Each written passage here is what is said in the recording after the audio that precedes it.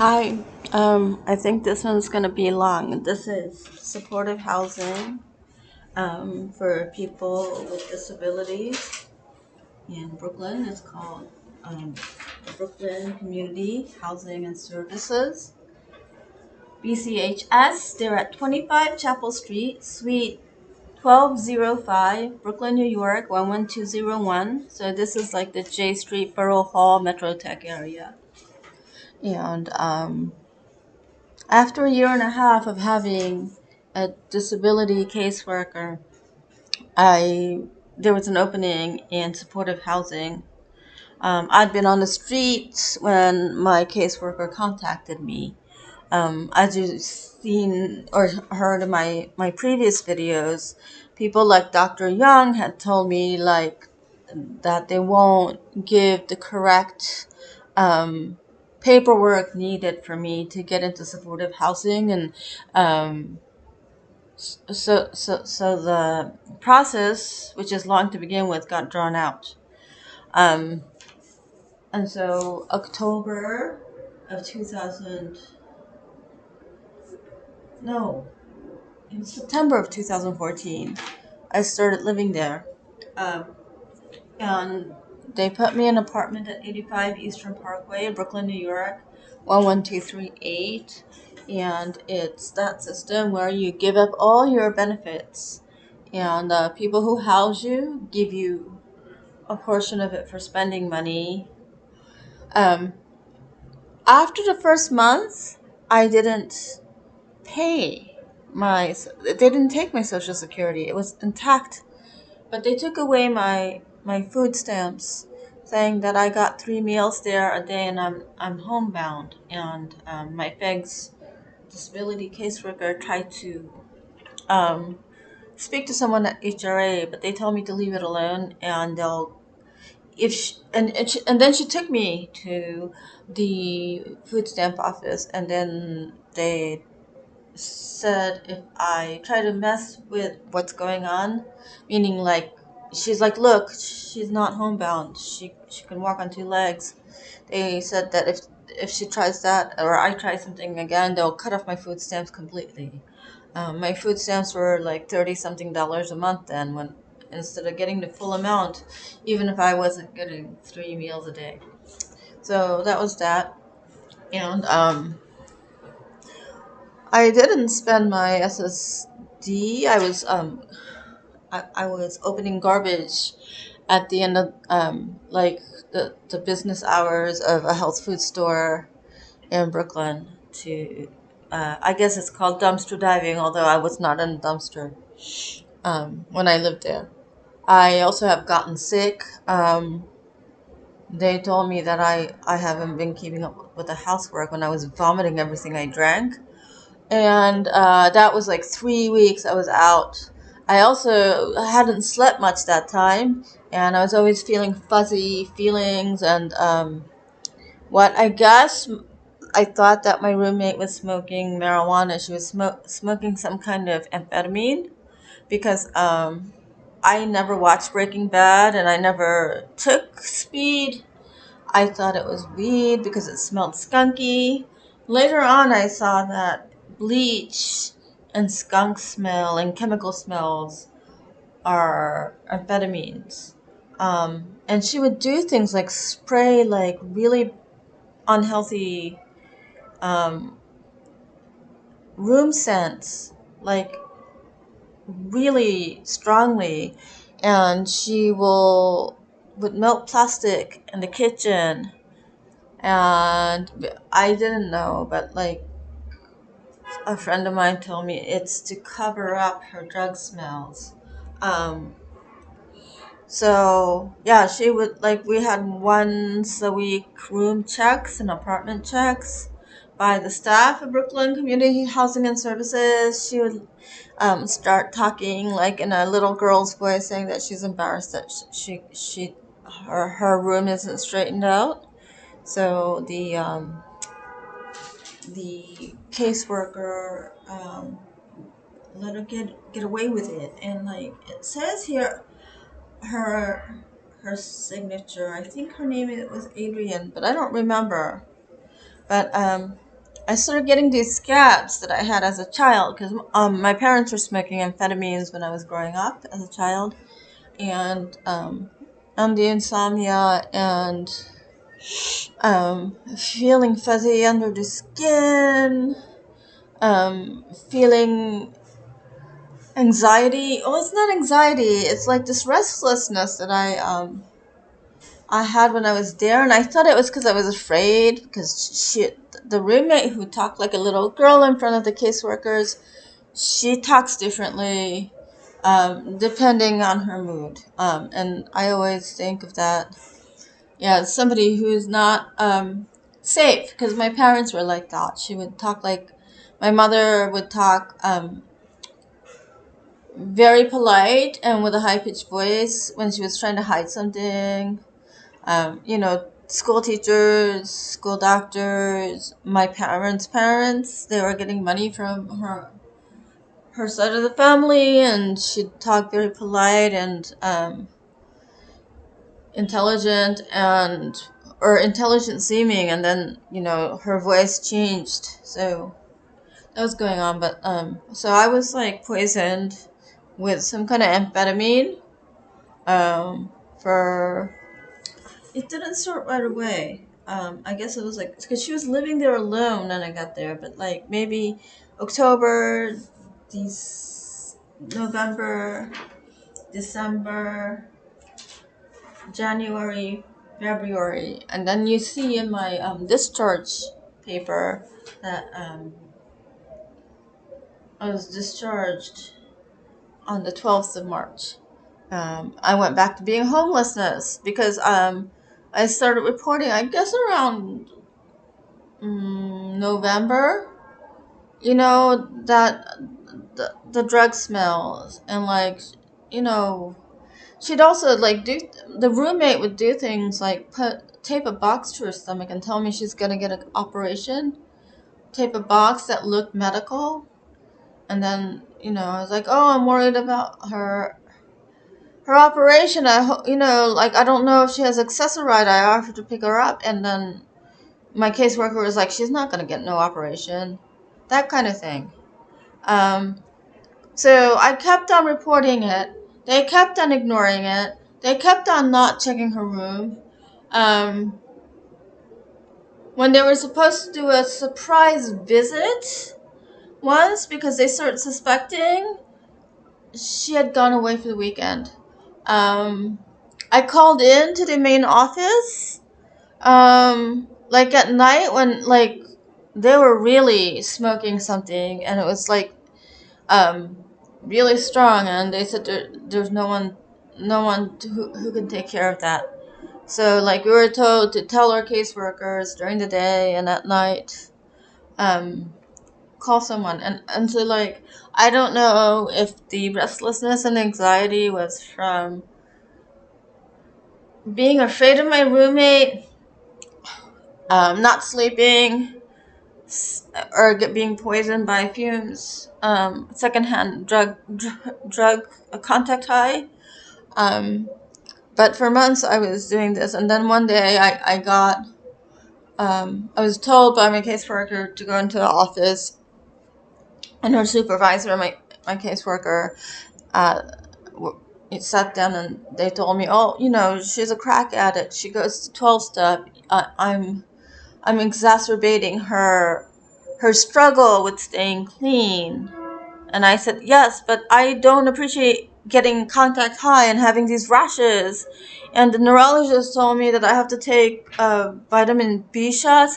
Plus, I have to get out of this place. And they sided with her. It might be an anti-Asian hate thing. I don't know.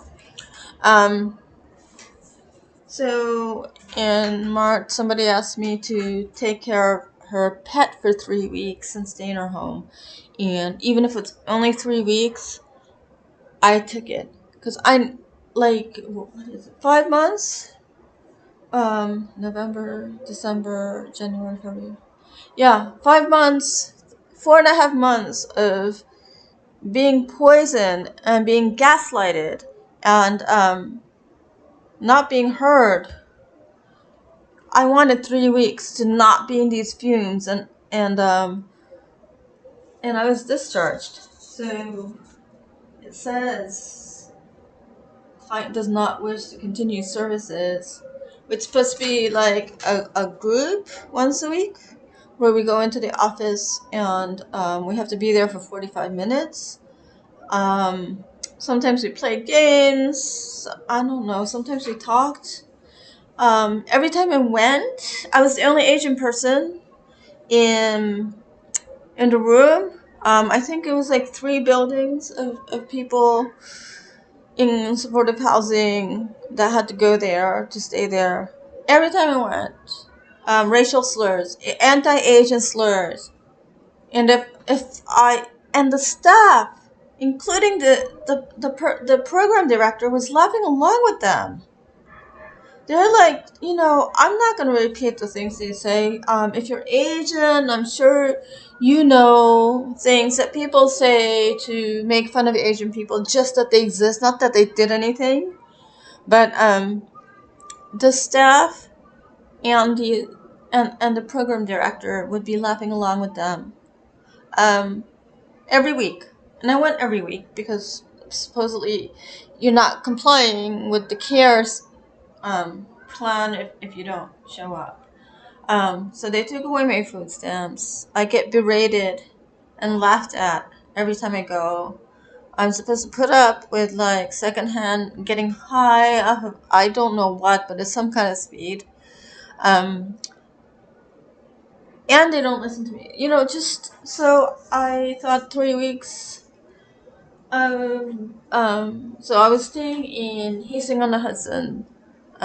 So I took a Metro North, and she drove me to her house and took me to a supermarket trip, and she gave me a little bit of money and I think it was a week or maybe it was 10 days, just a refrigerator full of food, and I just had to walk her dog and feed her and play with her. And afterwards, yes, I stayed in the ashram, and then I was in a sublet, and then I lived in a tent in the Hudson Valley, and then yeah. Anyways, so I was discharged uh, under false reason in 2015, March the 12th, and I would get a message on the phone from HRA saying my shelter welfare has been put in. Oh no, it's when I would check my food stamp balance. We have added this much to. Did they say that? I don't know if they gave an amount, but they said that they gave money to the shelter. Money to the shelter. Money to the shelter. I once called them and waited on, like, was put on hold just to tell them I had left. And after that, like, I actually would do that a few times. But until a year and a half later, they would just say, leave it alone, or it's not going to last for so long, so just leave it alone, don't cut it off. The people at HRA, the welfare office. So welfare, even if I told them I don't live there anymore, they told me to leave it alone, we'll continue paying these people shelter welfare. So, yeah, they say it's not going to be long, but it was like a year and a half, maybe more. So, and also, um, in 2015, I got this letter. Um, I don't know how this was. Oh yeah, it was forwarded to me because I had a PO box, and everything was forwarded to. It showed up on the screen. I'm not renting that PO box anymore, so like, please don't send anything there.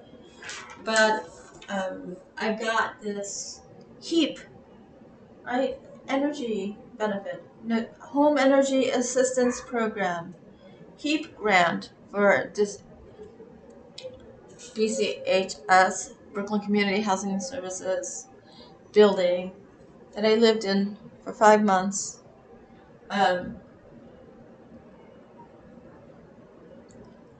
Maybe 6 months, and yeah, 6 months.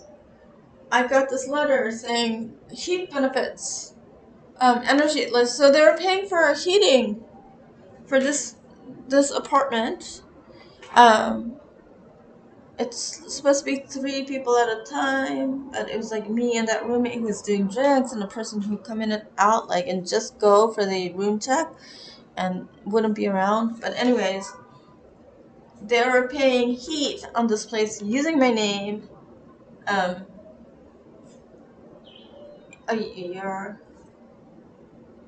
more than a year out. Oh, well, the next year, I was in 2015 when I was discharged in 2014. So, if you're the kind of person who knows a disabled person who doesn't have housing, that doesn't have a way to make enough money to pay market rent and live in a safe place, and you just like give numbers of places to people and say and think that you're helping, we go through this kind of thing. I'm sure I'm not the only one. I actually am positive I'm not the only one, because I have a friend who was squatting for 3 years, who had a caseworker who was told not to go to BCHS. That's the only place for supportive housing with openings, and like the caseworker deemed that it's better to squat than to go to BCHS. So if you do give somebody a lead or just a number or a website, follow up with them and believe them. And if a person says these places don't help you, believe them. Believe them. Don't insist that they're refusing help. Give them a couch to stay on, even if it's for a short time. If enough people give couches to stay on until something happens, like it took me 14 years to get Section 8, but as you know, if you've been listening to my other channel, that something really messed up happened at the domestic violence shelter in 2012. I was supposed to be able to apply for Section 8, but a caseworker did something really, really sinister. I don't think it was just laziness. So, please believe people and don't assume that they're refusing help. And if you have had experiences like this, please speak out. I'm doing this anonymously because I don't want like retaliation. But please speak up. I think it's about time. You know, instead of saying, well, there's nothing you can do. These are how nonprofits work. These nonprofits or these organizations are getting funding and money to run this. These people are getting paid to work there. These caseworkers are getting a salary. The supervisor who was defending my roommate is a supervisor who gets paid. The program director is a program director. I'm sure she gets a lot of money. It's not in the like you shouldn't be racist and demeaning and like slurs and like thinking somebody's ethnicity is funny, but like if you are in a supervisory position or if you're in a leadership position, don't do this and call them out and speak up about it. I forgot the name of that program director. If I remember, I don't remember. The person who told me to leave my roommate alone, even if she was harming me, her name is Mrs. Blaze, Blaise. But yeah, corruption should be stopped. It shouldn't go on. People shouldn't keep jobs like this if they're not qualified. Please help change the world, and please understand and listen to people who have been through a lot. We're actually very strong and very intelligent because we had to survive all this shit. Thank you for listening.